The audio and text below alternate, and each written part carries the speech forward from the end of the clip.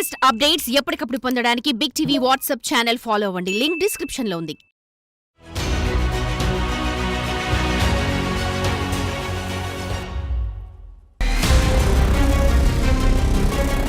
సునీల్ యాదవ్ని స్ట్రైట్గా అడగదలుచుకున్నాను మిమ్మల్ని. ఇంత నమ్మకంగా ఉండే ఒక వ్యక్తిని ఎలా చంపాలనిపించింది మీకు అసలు? స్టార్ చనిపోవడం వల్ల మైనస్ ఎవరికి? ఇక్కడ నాకు బెనిఫిషియరీ ఆఫ్ మర్డర్ ఎవరికి? వాళ్ళకంటే మీరు అర్థం చేసుకోవాలి. మీరు వివేక క్యారెక్టర్ కోసం మాట్లాడారు. మీ తల్లిగారి పైన కూడా సునీల్ యాదవ్ వాళ్ళ తల్లికి వివేకానంద రెడ్డి గారికి సంబంధం ఏంటంటే అన్న చెల్లెల బంధం లేదా తండ్రి కూతురు బంధం. ఇలా అంటే నువ్వు జైల్లో ఉండటం కావచ్చు, లేకపోతే నీ తల్లిపైన వచ్చిన ఆరోపణలు కావచ్చు. తండ్రి కృష్ణయ్య యాదవ్ ఎంత మదన పడి ఉంటాడండి. సునీత మేడం ఎంత నష్టపోయిందో వివేకానంద రెడ్డి గారు లేక, సునీల్ యాదవ్ కూడా అంతే నష్టపోయినాడు తండ్రి లేక. వివేక హత్యలోన నాకు ప్రమేయం లేదు, నాకు ఏ లాభం లేదు, ఇది కోర్టు పరిధిలో లేకపోయి నింటే నేను వితిన్ మాటలతో కాదు పేర్లతో సహా వదిలేవన్నా. నార్కోనలిసిస్ ద్వారా బయటపడుతుంది సునీల్ యాదవ్ నోటి ద్వారా అంటే నేను ready. Welcome to big TV. ఈ కేసులో ఆయన నిర్దోషిని అంటారు, సిబిఐ మాత్రం నువ్వు దోషివే అంటుంది. ఎస్, వైఎస్ వివేక హత్య కేసులో ఏటూగా ఉన్న సునీల్ యాదవ్ మనతో ఉన్నారు. సునీల్ నమస్తే. నమస్తే అన్న. ఎలా ఉన్నారు? అంటే ప్రజెంట్ ఇప్పుడే కదా అన్న వచ్చింది. ఇంకా బాగలేననే చెప్పాలి, బాగున్నానని దానికంటే బాగలేననే చెప్పాలి. ఇలాగా నేను అడుగుతున్న ప్రశ్నలకు మీ నుంచి అంటే ఒక రైట్ వేలో సమాధానం. ఎందుకంటే ఇప్పటి వరకు మీరు నిజంగా జైల్లో ఉన్నారు, అనేక సిబిఐ ప్రశ్నలు ఎదుర్కొన్నారు, అన్నీ వచ్చినాయి. ఎందుకంటే ప్రజలకు ఇప్పుడు వాస్తవాలు తెలియాల్సిన అవసరం ఉంది. ఖచ్చితంగా నేను చెప్పినట్టు మీ దృష్టిలో మీరు నిర్దోషి, కానీ చట్టం దృష్టిలో దోషి. నేను ఫస్ట్గా అడుగుతున్నది, వైఎస్ వివేకతో పరిచయం అంటే ఆషామాషి కాదు. ఎలా జరిగింది ఆ పరిచయం? ఎలా జరిగింది? 24 డిసెంబర్ 2016 అప్పుడు నాకు సార్ పరిచయం మన ఉమాశంకర్ రెడ్డి ద్వారా. మా ఏతిరి ఉన్నాడు కదా, ఆయన ద్వారా నాకు ఆయన పరిచయం. అప్పుడు మామూలుగా నేను పులివెందులకు చేరాను, రీసెంట్గా చేరాను పులివెందుల 2016 అట్లా చేరాను. సార్కి పరిచయం చేస్తుందా, నీ ఫ్యామిలీ వేరు నువ్వు వేరు కదా అని చెప్పి ఆయన పరిచయం చేశాడు. ఆ రోజు నుండి జర్నీ స్టార్ట్ అయిందన్న వివేకానంద రెడ్డి సార్తో. ఓకే, అంటే ఎలాంటి పరిచయం ఉండేది? అంటే మీతో అన్ని పంచుకోవడం కానీ, లేకపోతే నీకు సహాయం చేయడం కానీ? సహాయం చేసే వరకే ఆయన పరిచయం, పంచుకునేంత సాన్నిధ్యం అయితే లేదు. సారు విషయాలు, పర్సనల్ విషయాలు అన్ని పంచుకునేంత సాన్నిధ్యం లేదు. అయితే నా వర్క్ లేదా నా వర్క్స్ ఏమైనా ఉన్నా కూడా, రియల్ ఎస్టేట్ ఫీల్డింగ్ ఇంకోటి ఎంఆర్ఓ ఆఫీస్లో పెండింగ్ ఉన్నా అవి చేయించేటోడు సార్ నాకు. ఓకే, వివేకానంద రెడ్డి గారు. అంటే ఎలా ఉండేది? అంటే ఆయనతో కలిసి రోజు జర్నీ చేసేవారా, లేకపోతే ఆయనతో ఏమైనా పనున్నప్పుడు మాత్రమే కలిసేవారా? ఎలా ఉండేది ఆ జర్నీ? పనున్నప్పుడే కలిసేవాడిని అన్న. వివేకానంద సార్తో కలవాలంటే ఆషామాషి కాదు కదా మీరు చెప్పినట్టు. పనున్నప్పుడు నా వర్క్ చేయించుకోవడానికి సార్ దగ్గరికి వెళ్ళి కన్సల్ట్ అయ్యి సార్తో పని చేసుకునేవాడిని నేను. ఎలాంటి వర్క్స్ చేసేవారు? రియల్ ఎస్టేట్లో ఏదైనా పెండింగ్ వర్క్ ఉన్నా, మా ఎగ్జాంపుల్ నాది పొలం ఉంది, యూరేనియం పోయే పొలం ఉంది నాకు, ఒక 5 acres. అది అన్నదమ్ములు భాగస్వాములు అని చెప్పి వాళ్ళు మాకుందంటారు, వీళ్ళు మాకుందంటారు, అన్నదమ్ములు దాయాదుల పంచాయతీ. అప్పుడు ఆ సార్ ఫోన్ చేసి ఎంఆర్ఓ వాళ్ళకు, ఆర్డీ వాళ్ళకి ఫోన్ చేసి ఇది మాదే వర్క్ అని చెప్పి చెప్పడం జరిగింది. ఫస్ట్ స్టార్టింగ్ అక్కడ నుండి స్టార్ట్ అయింది ఆ సార్తో. ఇలాగ ఎర్ర గంగిరెడ్డి కావచ్చు, దస్తగిరి కావచ్చు, వీళ్ళే పరిచయం చేశారనేది అప్పట్లో పత్రికల్లో కావచ్చు, మిగతా మాధ్యమాల్లో కావచ్చు వచ్చింది. అంటే వీళ్ళ ద్వారా పరిచయం అయ్యారా, లేకపోతే మిగతా వేరే ఛానల్లో పరిచయం అయిందా? నాకు ఉమాశంకర్ రెడ్డి ద్వారా పరిచయం. దస్తగిరి గురించి మాట్లాడకపోవడం మంచిది, ఇప్పుడు అప్రూవర్ గట్ట ఆయన గురించి మాట్లాడకపోవడం మంచిది. ఎర్రంగిరెడ్డి గురించి అయితే ఎర్రంగిరెడ్డి గారు మన వివేకానంద రెడ్డి గారి దగ్గర చాలా సన్నిహితంగా ఉండేవాడు. 30 సంవత్సరాలు నాకంటే ముందు చాలా ఫ్రెండ్షిప్గా బాగుండింది, అన్నిటికీ నమ్మకస్తుడిగా ఉండేవాడు ఆయనకు. ఉమాశంకర్ రెడ్డి అగ్రికల్చర్ వాళ్ళన్న పిఏగా ఉన్నాడు, మాజీ పిఏగా. అతని త్రూ నాకు సార్ది వివేకానంద రెడ్డి గారి ఛానల్ దొరికింది. అంటే సార్ది వే దొరికింది, నాకు రూట్ దొరికింది. అంటే చాలామంది వైఎస్ వివేక గారితో పరిచయం ఉన్నవాళ్ళు ఆయన అపారమైన ప్రేమ చూపిస్తాడు, ఏదైనా కష్టం వస్తే వాళ్ళకి అండగా ఉన్నానంటాడు. అది చిన్నవాళ్ళైనా పెద్దవాళ్ళైనా దానికి ప్రమేయం లేదంటారు. మీకు తెలిసిన విషయం ఏంటి అసలు ఆయన గురించి? సార్ దగ్గరికి వెళ్ళి హెల్ప్ కావాలి అని అడిగితే కంపల్సరీగా చేస్తాడన్న.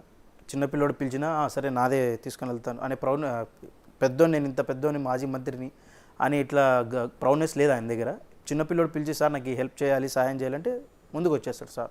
సొంత ఖర్చులతోనే, మరి అందరి నాయకుల మాదిరి ఆర్భాటంగా నాకు ఇంత కాన్వాయ్ ఉండాలి, ఇట్లా వెళ్ళాలి అనే మాటలు ఉండవు సార్ దగ్గర. సునీల్, నేను అడగదలుచుకున్నది, అనంతపురం జిల్లాలో మీ బంధువుకు సంబంధించి ఒక కష్టం వచ్చినప్పుడు మీ వెంట వచ్చి పోలీస్ స్టేషన్కి వచ్చి ఆ సమస్య పరిష్కారం అయ్యే వరకు వివేక మీతో ఉన్నారు. కంపల్సరీ. అంటే ఎంత అటాచ్మెంట్ నీతో పెంచుకుంటే అలా చేయగలుగుతాడు ఒక వ్యక్తి? సార్ను నమ్ముకొని తిరిగేటోనికి నాకు చెకింగ్ ఎవరికి చేస్తారన్న? నేను మిమ్మల్ని అడుగుతున్నా, క్వశ్చన్ ఏం కాదు కానీ మిమ్మల్ని అడుగుతున్నాను. నాకు చెకింగ్ ఎవరికి చేస్తారు? సార్ దగ్గర సాన్నిధ్యం ఉండేది, రాజకీయ నాయకుని దగ్గర ఉండేది ఎందుకు? మన పనులు చేస్తాడనే కదా. మన పనులకు ఉపయోగపడితేనే మనం ఆయన్ను కొలుస్తాం మన గురువులాగా, లేదంటే ఇంకొక వేళ గాడ్నెస్ అని చెప్పి మనం కొలుస్తాము. అలాంటప్పుడు మనకు సహాయపడకపోయినప్పుడు మనం ఎందుకుంటాం? ఆయన మా మినమమే, మా మినమంకు చిన్న ఇష్యూ జరిగింది ఊర్లో, ఆయన కొట్టారు, గొడవ జరిగితే స్టేషన్కే కాదు గవర్నమెంట్ హాస్పిటల్కి కూడా వచ్చాడు, పరామర్శించాడు, జరిగింది అప్పట్లో భారీ కాన్వాయ్తో కూడా వచ్చి పరామర్శించాడు, అనంతపురం జిల్లా వాళ్ళంతా వచ్చి. సునీల్ యాదవ్, నేను స్ట్రైట్గా అడగదలుచుకున్నాను మిమ్మల్ని, అడగండి. ఇంత నమ్మకంగా ఉండే ఒక వ్యక్తిని ఎలా చంపాలనిపించింది మీకు అసలు? నేను చంపానని ఎవరన్నారన్న? ఇప్పుడు సిబిఐ చెప్తున్నది అదే కదా. సిబిఐ చెప్పేటివన్నీ నిజాలా కాదా? కాదని నేను అంటాను, అవునని మీరు అంటారు. నేడుంది కడప జిల్లాలో చాలామంది ఉన్నారు, వైఎస్ వివేక్తో చాలామంది కలిసి ప్రయాణం చేసిన వాళ్ళు ఉన్నారు. వాళ్ళందరినీ వదిలేసి ఒక్క సునీల్ని మాత్రమే A2గా చేర్చడానికి గల కారణం ఏముంది? లాస్ట్ వరకు ప్రయాణించింది ఎవరన్నా? సారు బాగలేనప్పుడు ప్రయాణించింది మేమే, సారు బాగున్నప్పుడు కూడా ప్రయాణించింది మేమే, అతి తక్కువ టైంలో. మరి సార్ దగ్గర అట్లా ఉన్నప్పుడు, సార్ దగ్గర అలాంటి వాళ్ళు ఉన్నప్పుడు మమ్మల్ని మేము ఎందుకు చేరుతాం? నా వయసు అంతా. అలాంటప్పుడు మనం ట్రస్ట్ చేశాడంటే మనకు నమ్మకమనే కదా సార్ పెట్టుకుంటాడు సార్ చుట్టూ. మరి ఇంత నమ్మకమైన వ్యక్తిని సిబిఐ A2గా చేర్చడం గల కారణాలు ఏమున్నాయి?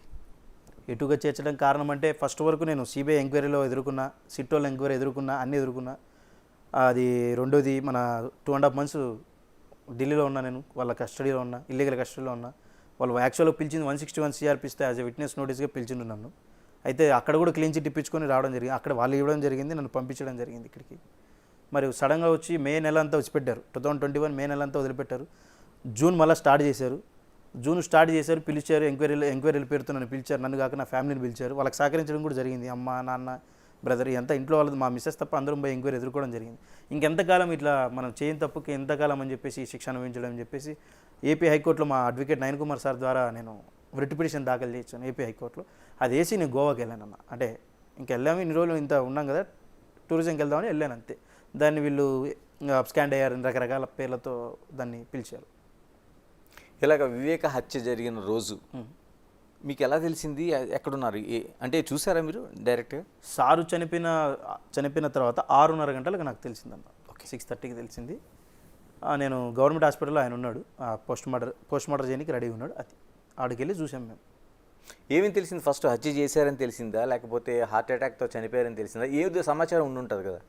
ఫస్ట్ హార్ట్ అటాక్ అని చెప్పి అన్నారు, స్క్రోల్ అవుతున్నాయి అన్ని టీవీలలో. తర్వాత మర్డర్ అని తెలిసింది. మర్డర్ అని తెలిసింది 7:30కో ఎంతకో తెలిసింది. అప్పటి వరకు బయటకి ఇష్యూ లేదు. గవర్నమెంట్ హాస్పిటల్లో పోకముందు తెలిసింది ఇష్యూ, ఏదో మర్డర్ అని చెప్పేసి. మిగతా వాళ్ళంతా బాత్రూంలో కింద పడి రక్తం కక్కుని చనిపోయాడు అని చెప్పి రకరకాలు చెప్పారు.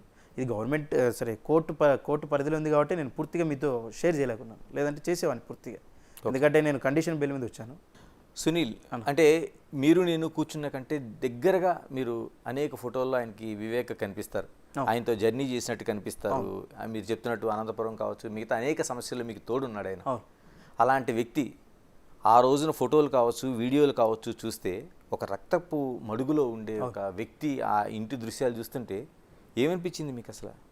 రక్తపు మడుగుల్లో నేను వెళ్ళలేదన్న, చూడలేదు, ఇల్లు చూడలేదు. ఫోటోలు కానీ వీడియోలు కానీ వీడియోలు చూశాను. ఎందుకంటే సిట్ వాళ్ళు వచ్చి మా ఎదురుగా పెట్టి మమ్మల్ని చెక్ చేసి చూపించారు. మేము కూడా దానికి అడగడం జరిగింది. వాళ్ళు మమ్మల్ని అడగడం ఎంక్వైరీ చేసి ఇది ఎలా జరిగింది అని వాళ్ళు కూడా మమ్మల్ని అడిగారు. వాళ్ళు అడిగితే మేము దానికి సమాధానం చెప్పాము. అయితే వాళ్ళు పర్టికులర్గా మీకు సంబంధం లేదనే విషయం సిట్ వాళ్ళు కూడా మమ్మల్ని వదిలేశారు. అప్పుడు ఎర్రంగిరెడ్డి గారిని, కృష్ణారెడ్డిని, ప్రకాష్ అనే వ్యక్తిని అరెస్ట్ చేశారు. మమ్మల్ని క్లీన్ చిట్ ఇచ్చి పంపించేశారు. అప్పుడు ఏమనిపించింది అంటే ఒక తెల్లటి పంచ, తెల్లటి ఒక అంగీతోని మీసం మెలేసి ఒక రాజసం రూపంలో కనిపించే ఒక వైఎస్ వివేక మీకు ఆ వీడియోలు చూస్తున్నప్పుడు రక్తపు మడుగులో ఉంటే ఏమనిపించింది? చాలా బాధ అనిపించింది అన్న. తెల్లటి ప్యాంట్ వేస్తాడు, white and white pant shirt వేస్తాడు ఆయన, అది వేస్తాడు. చనిపోయినప్పుడు నైట్ ప్యాంటు నైట్ షర్ట్తో ఉన్నాడు. అది ఒక అనాథ శవం లెక్క ఉంది. అది గవర్నమెంట్ హాస్పిటల్లో వైఎస్ వివేకానందరెడ్డి గారి శవం ఉన్నట్లేదు. అది ఎవరు పట్టించుకోలేదండి, ఆడ పెట్టారు. చాలా బాధ అనిపించేసింది. ఏందిరా ఈ మాజీ మంత్రి, మాజీ ఎంపీ అని చెప్పేసి బాధ అనిపించేసింది. ఎవరు చంపుంటారు? ఇప్పుడు ప్రత్యక్షంగా చంపారు, సునీల్ యాదవ్ అనే ఒక వ్యక్తి చంపాడని సిబిఐ అంటుంటే మీరు ఆయనతో ఉండే సాన్నిహిత్యం, ఆయన రక్తాన్ని చూసి మీరే కరిగిపోతున్నట్టుగా మాట్లాడుతున్నారు. ఎవరు చంపుంటారు మరి అసలు? అది ఎవరు చంపింటారు అనేది కోర్టు నిర్ణయిస్తుందన్న. అంటే మీ దృష్టిలో కూడా అసలు నిజంగా మీరు కూడా తిరిగిన వ్యక్తి, మనం వినింది వేరు, మనం చూడలేదు కదా. అక్కడ చెప్పింది ఇక్కడ చెప్పింది వినిందే. మనం లైవ్లో లేం. వాళ్ళు ఉన్నారని వాళ్ళు అన్నారు, అది కోర్టు పరిధిలో ఉంది కాబట్టి నేను దాని గురించి ఏమనలేదు. ఇప్పుడు పోనీ చంపాల్సిన అవసరం దూరంగా ఉండేవాళ్ళకి ఉంటుందా, దగ్గరగా ఉండేవాళ్ళకి? బెనిఫిషియరీ ఆఫ్ మర్డర్ని అడగాలి మీరు. ఓకే, ఎవరైతే దీన్ని సారు చనిపోవడం వల్ల లాభపడ్డారో వాళ్ళని అడగాలి మీరు. లాభపడ్డారా? పడింటారు కదా కంపల్సరీ. ఇప్పుడు నన్ను చంపారు అంటే నేను మీకు లాభం ఉంటే నన్ను చంపుతారు మీరు. ఒక మనిషిని చంపడం చీమని చంపినంత ఈజీ కాదు కదా నేను అంటున్నాను. బెనిఫిషియరీ ఆఫ్ మర్డర్ ఎవరు, అది ఎప్పుడు తెలుస్తుందో మరి చూడాలి. మరి అంటే 1 కాదు 2 నెలలు కాదు 1 కాదు 39 నెలల పాటు మీరు జైల్లో ఉన్నారు. అవునన్నా, దాదాపుగా. కంపల్సరీ. ఈరోజు బయటికి రావడానికి ఆ అడ్వకేట్ ఫీజులు కావచ్చు, లేకపోతే ఆ ఇంట్లో ఉండే పోషణ కావచ్చు, మధ్యలో మీ తండ్రి మరణం కావచ్చు, మీ పెళ్ళి కావచ్చు, కుటుంబాన్ని అంతా బయట విడిచిపెట్టిన పరిస్థితి కావచ్చు.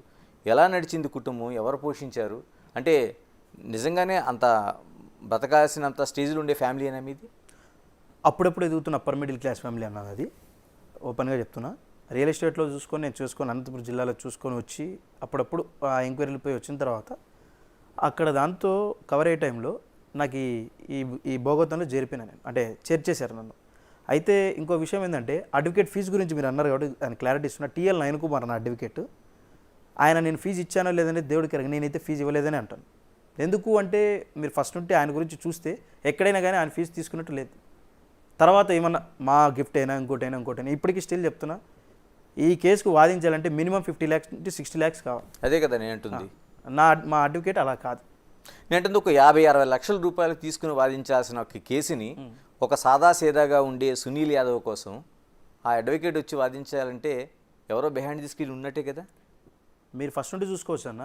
ఈ 39 నెలల గురించే చెప్తున్నా. నాకు ఎక్కడ ఎవరిది బ్యాక్ బోన్ లేదు. నాకున్నది నా ఫ్యామిలీ ఒక్కటే. నా మిస్సెస్ కూడా బ్యాక్ బోన్ కాదు నాకు, నా ఫ్యామిలీ మెయిన్. మిస్సెస్ అంటే కొద్దిపాటి జర్నీని, ఆమెతో కొద్ది కాలం పాటే జర్నీ చేసింది. అందుకబట్టి ఆమెకు కూడా తెలుసు నా గురించి, ఈ మర్డర్లో ఉబిలో ఇరుక్కుంటున్నా అని చెప్పేసి. వాళ్ళ తాడిపత్రి దగ్గర వెన్నపూసపల్లి వాళ్ళది, వాళ్ళ ఫ్యాక్షన్ ఫ్యామిలీనే వాళ్ళది. అప్పుడు వాళ్ళకు అలవాటు ఉన్నింది, అంటే తప్పు చేయలేదు కోర్టు అనేది ఉందని వాళ్ళకి తెలుసు, నాకు తెలియదు. అయితే ఈ అడ్వకేట్ గారికి నేనైతే ఫీజు ఇవ్వలేదని నేను అంటాను. అంటే ఇచ్చాను, ఏదానికి పేపర్లకు స్టాంపులకు ఇచ్చాను నేను. ఓకే, అది కూడా తినక ఇచ్చారు ఇంట్లో వాళ్ళు. ఎందుకు అంత అడ్వకేట్ మీ దగ్గరికి వచ్చి ఆ కేసుని 50-60 లక్షలు తీసుకోవాల్సిన కేసుని అంత ఉచితంగా అంత ఉదారంగా చేయాల్సిన అవసరం ఏముంది ఆ అడ్వకేట్కి? అనంతపురం జిల్లాలో ఒక అతను ఉన్నాడన్న, పరిటాల రవి గారి కేసులో ఉన్న ఒక ముద్దాయి ద్వారా, అంటే ఆయన రిలీజ్ అయ్యిండు, అంటే కేసు కొట్టేసిండు. ఆయన త్రూ నాకు ఈయన మన TL నయన్ కుమార్ సార్ పరిచయం. 2021లో నాకు ఎప్పుడైతే 161 CRPC నోటీస్ ఇచ్చి ఢిల్లీకి రమ్మన్నారో ఆ రోజే కన్సల్ట్ అయినాను. ఎవరిని ఈసారి ఫోన్లో నేను రేటింగ్ చూసి, గూగుల్లో రేటింగ్ చూసి నేను కాల్ చేశాను. సార్ నేను సో ఇట్లా ఆరోపణలు ఎదుర్కొంటున్నా అన్న. సస్పెక్ట్ సునీల్ యాదవ్ అన్నాడు. అవును సార్ అన్న. సరే అమ్మ నువ్వు హైదరాబాద్కి వచ్చి నాకు డీటెయిల్స్ అన్ని చెప్పు, ఫస్ట్ నుండి ఏం జరిగిందో అన్నాడు. ఆయనకి నేను వివరాలు ఇవ్వడం జరిగింది. అప్పటి నుండి ఆయన ఫస్ట్ నుండి ఏమంటున్నాడంటే, ఈ ఉబిలో రాజకీయ హత్యలో ఇరుక్కునేది అమాయకులే, మా లాయర్ గారు చెప్పిన మాటలు. ఓకే, కిందోని చిన్నోని బలి చేస్తారు, పెద్దోళ్ళు సేఫ్ అయిపోతారు. ఇది జరిగింది వేరే అమ్మ, నీకు చెప్పలేను నేను. అంటే లాయర్గా నేను ఏదో చెప్తున్నా, మీరు ఏదో వింటున్నారని మీరు అనుకోవచ్చు. ఇది కాదమ్మా, ఇది వేరే ఉంటుంది. ఈ రాజకీయ మొత్తం ఈ రాయలసీమ ఫ్యాక్షన్ జోన్లు అన్ని ఫ్యాక్షన్ హత్యలే ఉంటాయి, ఆ రకంగా ఉంటాయి ఇవన్నీ అని చెప్పి ఆయన నాకు చెప్పడం జరిగింది. నేను వివరాలు ఇవ్వడం జరిగింది. ఎవరికి 2021లో ఇస్తే ఆయన ఒకటే మన్నాడు, నేను CBI వాళ్ళ మీద కేసు ఫైల్ చేస్తానమ్మా, రిట్ పిటిషన్ దాఖలు చేస్తే AP హైకోర్టులో అని చెప్పేసి ఇక్కడ నుండి ఆయనకు అక్కడ రావడం జరిగింది. అంటే మీ అడ్వకేట్ మీరు కాదు, బిహైండ్ ది స్క్రీన్ ఎవరో ఉన్నారు ఈ హత్యలని తెలుసు మీ అడ్వకేట్కి? అంటే వాళ్ళు అడ్వకేట్స్ అంటే హియర్స్ ఎవిడెన్స్ ఇవన్నీ ఏమైనా వినిండవి చెప్తారు. మిమ్మల్ని అంత సునీల్ యాదవ్ని అంత విశ్వసించి ఇలాంటి కేసులు నేను చూస్తున్నాను, మీరు కాదు అని చెప్పి వేరే ఉంటారని అంటే మీ అడ్వకేట్ ఖచ్చితంగా తెలుసు. ఇప్పటికి కూడా ఏమంటాడంటే, నీ వయసు చిన్నది సునీల్, ఎక్కడ వాళ్ళతో ఫ్రెండ్షిప్ చేయకు, అంటే ఒక తండ్రి మాటలో చెప్తాడు ఆయన. ఎక్కడంటే అక్కడ చేయకు, ఊబిల్లే ఇరికిచ్చేస్తారు, ఎవరితో వాళ్ళతో అంటే ఫ్రెండ్షిప్ చేయకు, అంటే ఒక కొడుకు లెక్క చెప్తాడు ఆయన. ఆయన బిహైండ్ ది స్క్రీన్ ఉన్నారు అంటే ఆయన కూడా వినిందే, మా లోకల్ కాదు ఆయన అడ్వకేట్ ఇక్కడ. ఓకే, ఆయన ఇక్కడే ఉండేది. నా కర్మగాలి ఏంటంటే, ఆ వైఎస్ఆర్ ఫ్యామిలీ ఉంది కదా, ఆ చుట్టుపక్కలే నా ఇల్లు బాక్రాపురం. అక్కడ నేను ఈ హత్య జరిగిన ప్రాంతంలోనే 500 meters 600 meters ఆ లొకేషన్ ఉంది, ఇక్కడ లొకేషన్ ఉంది, అక్కడ లొకేషన్ ఉందని అంటున్నారు. అయినా ఇది పూర్తిగా మీకు తెలియాలంటే కోర్టు పరిధిలో ఉంది కదా ఇప్పుడు ప్రస్తుతానికి. అదే కదా, ఇప్పుడు CBI చేస్తున్న ఆరోపణలు కూడా అంత దగ్గరగా ఇల్లు తీసుకొని సునీల్ యాదవ్ ఉండాల్సిన అవసరం ఏముంది? మీ ఫోను ట్రాక్ తీసేటప్పుడు చాలా కాల్స్ని వాళ్ళు ట్రేస్ అవుట్ చేశారు, అనేక మందిని తీసుకెళ్ళి విచారించారు. అంత ఫిల్టర్ చేసిన తర్వాత A2గా సునీల్ యాదవ్ తేలేడు బయటికి. సారు చనిపోకముందు 1 నెల ముందో 2 నెలల ముందో నేను ఆ ఇంట్లో రెంట్కి దిగి ప్లాన్ చేసి ఉంటే అదొక లెక్క ఉంటుంది. ఓకే, నేను వచ్చినప్పటి నుండి పులివెందులు చేరినప్పటి నుండి నేను అదే ఇంట్లో ఉన్నా. మరి నేను అంటున్నా, నేను పులివెందులకు వచ్చినప్పటి నుండి అదే ఇంట్లో ఉన్నా. మరి నేను రీసెంట్గా సార్ ఎత్తక ముందు 2 నెలల ముందో నెల ముందో లేను. 2 years 3 years గడిచింది. నాకు సార్తో పరిచయం ఎంత 2016 నుండి డిసెంబర్ 24 నుండి మీరు వేసుకోండి కౌంటింగ్. 2019 మార్చ్ 15 అంటే ఎంత ఉంటుంది? 3 years. నేను ఉండబట్టి 2.5 year అయింది కదా అక్కడ. మరి హత్యకు ముందని ఎలా అనుకోవచ్చు మనం? సునీల్, ఇంకొకటి కీలకమైన మీ పైన ఆరోపణ, వైఎస్ వివేకతో కలిసి ప్రయాణిస్తుండగా సునీల్ యాదవ్ దందాలు చేశాడు, భూ కబ్జాలు లేకపోతే భూ సెటిల్మెంట్ చేశాడు, చివరికి డైమండ్స్ వ్యాపారం కూడా ఉందంట కదా మీకు. అన్న డైమండ్స్ వ్యాపారం ఉన్నాడు, ఈ బాధలు, ఈ కన్నీటి బాధలు, కన్నీటి కష్టాలు ఎందుకుంటాయి నా ఇంటి దగ్గర? ఎంతో వెనక వేసుకుంటా కదా. మీరు ఫస్ట్ నుండి చూసుకుంటే నా బ్యాంక్ బ్యాలెన్స్ అయితేనేమి ఇంకోటైనా ఇప్పుడు డైమండ్ వ్యాపారం చేసేవాడు ఎంతైనా ఒక రాయల్ లైఫ్ ఉంటుంది కదా. అది ఫేక్ అయినా ఒరిజినల్ అయినా నేను డైమండ్స్ వ్యాపారం చేయలేదని నేను అంటాను. అది యాక్చువల్లీ ఏంటంటే ఈ వజ్రకరూరు మ్యాటర్ జరిగింది. వజ్రకరూరు అని ఒకటి ఉంది ఎక్కడ, ఉరవకొండ మండలంలో. ఆ ఏరియాలో ఆయన అనంతపురం జిల్లాలో 26 years ఉన్నావు కదా సునీల్. ఆ మ్యాటర్ ఏంటంటే ఆయన దగ్గర నేను డిస్కస్ చేశా. సార్ చుట్టూ ఉన్న కొంతమంది ఎదవలు ఎవరితో చర్చించారు? వివేకతోనా? సార్ అడిగాడు, నువ్వు అనంతపురం జిల్లాలో ఉన్నావు అన్న, నువ్వు వజ్రకరూరు అనే పేరు నీకు తెలుసా అంటే, లేదు సార్ అది వర్షము ఏదో మాసంలోనే ఏదో దొరుకుతాయని అన్నారు అని నేను అన్న. సార్కి వివరించిన. సార్ దగ్గర పనిచేసే ఎదవలు ఉన్నారు కొంతమంది, అంటే పని మనుషులు. ఆ ఎదవలు విని లేని పూని పుకార్లని వీళ్ళకు ఏంటి దర్యాప్తు సంస్థలకి ఇచ్చి దాని మీద టైం వేస్ట్ చేశారు తప్ప ఒక్క లాభం లేదన్న. ఇప్పుడు డైమండ్ వ్యాపారం చేసేటోడు అంటే వాడి వ్యవహార శైలి ఎలా ఉంటుంది మీకు తెలుసు. నేను అంటున్నాను మరి కష్టాలు ఎందుకుంటే నాకు. నేను కూడా ఏ సుప్రీంకోర్టు అడ్వకేట్నో ఏ హైకోర్టు అడ్వకేట్నో పెట్టుకుంటాను. మరి నయన్ కుమార్ సార్ని పెట్టుకున్నానంటే మరి దాని అర్థం ఏమని? ఫస్ట్ నుండి నయన్ కుమార్ సార్ గారి హిస్టరీ మీరు చూస్తే అంత పెద్దల వైపే ఉంటాడు. అంటే ధనికుల దగ్గర ఉండడు ఆయన, డబ్బు లేని వాళ్ళ దగ్గరే సాయం చేసిన దాఖలు ఉన్నాయి ఆయన దగ్గర. అట్లనే నేను ఆయన కన్సల్ట్ అయినా ఈరోజు కూడా ఆయన అదే మాట నిలబెట్టుకున్నాడు. సార్ నేను తెస్తా సునీల్, నేను కేసు కూడా గెలుస్తా, నువ్వు నిర్దోషం నిరూపిస్తాను ఈరోజు కూడా మాట ఇచ్చాడు. అదే జరుగుతుంది ముందుకు. ఇలా మరోవైపు ఎర్ర గంగిరెడ్డి కావచ్చు, దస్తగిరి కావచ్చు, ఒక టీం లాగా ఆయన చుట్టూ ఉండేవారు. మీరు చూస్తుండగా ఎలా ఉండేది? ఎలాంటి పరిచయం ఉండేది? వాళ్ళు ఎలాగ ఉండేవారు దగ్గరగా? సారు బతుకున్నంత సేపు అందరూ సౌమ్యులే అన్న, అంటే మంచి వ్యక్తులే. అంటే దస్తగిరిది వదిలేయండి, ఆయన అప్రూవర్, ఆయన గురించి మాట్లాడదలుచుకోలేదు నేను. ఎందుకంటే కోర్టు ఆయనకు జరుగుతుంది కాబట్టి ఆయన మాట్లాడదలుచుకోలేదు. ఎందుకు ఊరికే ఇది అయిపోయి ఈ కాంట్రవర్సీలు చెప్పుకొని ఇదంతా బాగోదు. గంగిరెడ్డి గారి గురించి అయితే చెప్తాను మీకు. సాన్నిధ్యం అయితే చాలా బాగుండేది. వివేకానంద రెడ్డి గారు ఉన్నారు అంటే గంగిరెడ్డి గారు ఉంటారు, గంగిరెడ్డి గారు ఉన్నారంటే వివేకానంద రెడ్డి గారు ఉంటారు. అంత అత్యంత సంబంధాలు ఉన్నాయి వాళ్ళిద్దరికి. మాదెంత 20% కూడా కాదు, జస్ట్ 2% అనుకోవచ్చు, 100లో 2% అనుకోవచ్చు మా గురించి మీరు. నాదైతేనేమి, ఉమాశంకరెడ్డిది అయితేనేమి మాది. అయితే హత్య చేయలేదని మేము అంటాం. సిబిఐ దర్యాప్తు సంస్థలు హత్య చేశారని కేసులో పెట్టారు. అది కోర్టు హత్య చేశారు కదా, ఒక వ్యక్తి మనకు లేకుండా అయిపోయాడు. అవును, హత్య జరిగిన మాట వాస్తవం. హత్య జరిగింది వాస్తవం అన్న, చేయలేదు. మేము నా గురించి చెప్తున్నాను, నేను మీకు పాల్గొనలేదని నేను అంటున్నా, మీకు క్లారిటీ ఇస్తున్నా. ఓకే, ఇన్నాళ్ళు నోరు ఎందుకు ఇప్పలే, జైల్లో కూర్చుని నోరు ఇప్పలేదు అనడం చాలా కరెక్ట్ కాదు కదా. జనాలు మా కొద్దిమంది అదే పని లేక ప్రెస్ మీట్లు పెట్టి కొంతమంది చెప్పారు, సునీల్ యాదవ్ నోరు ఇప్పట్లేదు, సునీల్ యాదవ్ ఇప్పుడు నోరు ఇప్పుతున్నా. మరి ఎవరో వచ్చి ప్రూఫ్ చేస్తే నేను రెడీ అన్న దానికి. త్వరలో విచారణ మొదలవుతుంది కోర్టులో, అప్పుడు తెలుస్తుంది దోషి అనేది. ఇప్పుడు ఎవరైతే మాట్లాడినారో వాళ్ళపై నేను డిఫార్మేషన్ ఇస్తాను. నేను వాళ్ళపైన ఏంటంటే సునీల్ వాదనలోన నేను హత్య చేయలేదని చెప్తారా? హత్య చేయడానికి పలానా వాళ్ళ హస్తం ఉండే అవకాశం ఉంటుందని చెప్పగలుగుతాడా? సార్ను హత్య చేయాల్సిన అవసరం ఏంటన్నా నేను అడుగుతున్నా. నేను సార్ బతుకుంటే ఈరోజు నేను కింగ్. సార్ లేరు, అందుకే ఇక్కడ ఈ పరిస్థితి. సార్ ఒకవేళ బతుకునంటే గవర్నమెంట్ 2019లో వైసీపీ గవర్నమెంట్ వచ్చిందంటే నేను కింగే కదా.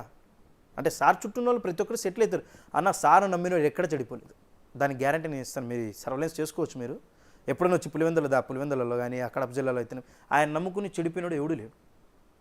నేను అంటాను మరి సార్ చనిపోవడం వల్ల మైనస్ ఎవరికి? ఇక్కడ నాకు బెనిఫిషియరీ ఆఫ్ మర్డర్ ఎవరికి? వాళ్ళకంటే మీరు అర్థం చేసుకోవాలి. ఇంకా అది నేను వేరే వాళ్ళపైన ఆరోపణలు చేసి 10 నిమిషాలు ఆరోపణలు చేసి వెళ్ళిపోతే నాకు కరెక్ట్ కాదు కదా. ఇలా ఇంత క్లోజ్గా ఉంటే ఎర్ర గంగిరెడ్డి A2 ఎందుకు కాలేకపోయాడు? ఏమన్నా కదా ఆయన. అదే నేంటుంది, A1 A2లుగా మీరున్నారు కానీ మిగతా వాళ్ళు అంటే మీరు దగ్గరగా ఉన్నందుకే ఈ కేసులో అలాగే అయిందా? అంటే ఏ ప్రమేయం లేకుండా మీకు? మా దగ్గర ఒక దురలవాటు ఉందన్న, పనున్నా ఫోన్లు చేసుకోవడం, పని లేకున్నా ఫోన్ చేసుకోవడం. అంటే నా దగ్గర కాదు, ఫోన్ ఉంది కదా అని స్మార్ట్ ఫోన్లో కొట్టుకుంటా ఫోన్లు చేసే వ్యక్తిత్వం గంగిరెడ్డిది. గంగిరెడ్డి గారు కరెక్ట్గా ఉంటే ఈరోజు మేము రామ్ జైలుకి. నేను ఓపెన్గా చెప్తున్నా, గంగిరెడ్డి గారు కరెక్ట్గా ఉంటే ఈరోజు మేము వచ్చేవాళ్ళం కాదు. ఆయన రక్తం మరకలు మీకు తెలుసో తెలియదో రక్తం మరకలు ఉంటే క్లీన్ చేయించారంట. అది ఎవరు క్లీన్ చేయించారంటే ఇప్పటికీ చెప్పరు. ఈ క్లీన్ చేయించారనే టాపిక్ నేను ఎందుకు తెస్తున్నానంటే, ఇది చెప్పచ్చో చెప్పకూడదో నాకు తెలియదు. అక్కడే కదా మా లైఫ్లో నాశనం అయిపోయింది. ఆ మరకలు గంగిరెడ్డికి మేము టచ్లో ఉన్నామనే ఉద్దేశంతోనే మేము ఈ కేసులో విరుక్కోవడానికి ప్రధాన కారణం నేను అంటాను. మా రాతలు ఇక్కడ దర్యాప్తు సంస్థను తప్పులు పట్టాల్సిన అవసరం లేదు, మేడం తప్పులు పట్టాల్సిన అవసరం లేదు, మన మేడంని తప్పులు పట్టాల్సిన అవసరం లేదు. ఎవరి పని వాళ్ళు చేస్తున్నారు. దర్యాప్తు సంస్థ పని దర్యాప్తు చేసింది, కోర్టు పని కోర్టు చేస్తుంది, మా పని మేము చేస్తాం. అక్కడ ఇరుక్కోవడానికి ప్రధాన కారణం అంటే గంగిరెడ్డి గారే నేను అంటాను. ఆయన రాకపోతే మేము వచ్చేవాళ్ళం కాదు. ఎందుకంటే ఆయనతో డైరెక్ట్ కాంటాక్ట్ ఉండింది మాకు గంగిరెడ్డితో. ఆయన 10 నిమిషాలకు ఒకసారి ఫోన్ చేసి మీరు ఎక్కడున్నారు అని అడగడం వల్లే ఎందుకు గంగిరెడ్డితో ఇన్ని కాంటాక్ట్స్ ఉన్నాయని ప్రధానంగా అడగడం, సిబిఐ వాళ్ళు అడగడం మమ్మల్ని అవే అడిగిండేది. మేము కూడా దానికి సమాధానం చెప్పాం. అయితే ఇరుక్కుంటామని తెలియదన్న. ఇంత ఉబిలో అంటే ఈ కేసు తర్వాత ఎర్ర గంగిరెడ్డి కానీ మీరు కానీ కలవడం జరిగింది ఎక్కడైనా? 5 years 2019లో అరెస్ట్ అయ్యి ఆయన బెయిల్ మీద వచ్చినప్పుడు కూడా నేను కలవలే. ఈ జైల్లో మొన్న కలిశాను. అంటే ఇక్కడ నీకు హైకోర్టు వచ్చేసి 1 నెల లోపల ఉండు, ఎంక్వైరీ జరిగే టైంలో నువ్వు ఉండకూడదు బయట, సాక్షులు ప్రభావంతులు అవుతారని ఆయన లోపల వేయడం జరిగింది నెల అని. అది సుప్రీంకోర్టులో నడుస్తుంది, దాని గురించి తెలియదు. కలవడం అయితే కలిసాం. ఆయన కొన్ని ఒక్కొక్కసారి మాట చెప్తాడు ఆయన, ఎవరు గంగిరెడ్డి గారి కేసు గురించి. ఏమన్నా మేము ఇరుక్కున్నాం, ఎందుకు ఇరుక్కున్నాం అంటే పెద్దోళ్ళది ఇట్లా సింపుల్గా తప్పించేస్తాడు. అంటే ఈయన చేశాడు అనట్లేదు, నేను చేయలేదు అనట్లేదు, తెలిసినట్టు చెప్పమని నేను అంటాను. ఆయన నోరిప్పట్లేదు. మరి ఇలాగ 38 నెలల పాటు జైలు జీవితం అవును. ఎలా గడిచింది సునీల్ యాదవ్? ప్రతి ఒక్క రోజు ఒక్కొక్క సంవత్సరం ఒక్కొక్కలాగా ఉండిందన్న. అంటే ప్రతి రోజు ఒక సంవత్సరం అనుకోవాలి, మరి ప్రతి గంట ప్రతి ఒక్క రోజు అనుకోవాలి, గంటను రోజు అనుకోవాలి. అలా నరకం చూసామన్న జైల్లో. ప్రతివాడు వస్తాడు, ఏమి వివేకానందని లేపేశారని అంటారు. కొంతమంది ఖైదీలు సీనియర్ ఖైదీలు, అదే కన్విక్టెడ్ పర్సన్స్, వాళ్ళైతేనేమి అధికారులు అయితేనేమి లేపేశారా సార్, మంచోడు సార్, ఎందుకు లేపారు సార్. కొంతమంది రకరకాల ఇబ్బందులు పెట్టి ఇట్లా మాట్లాడడం.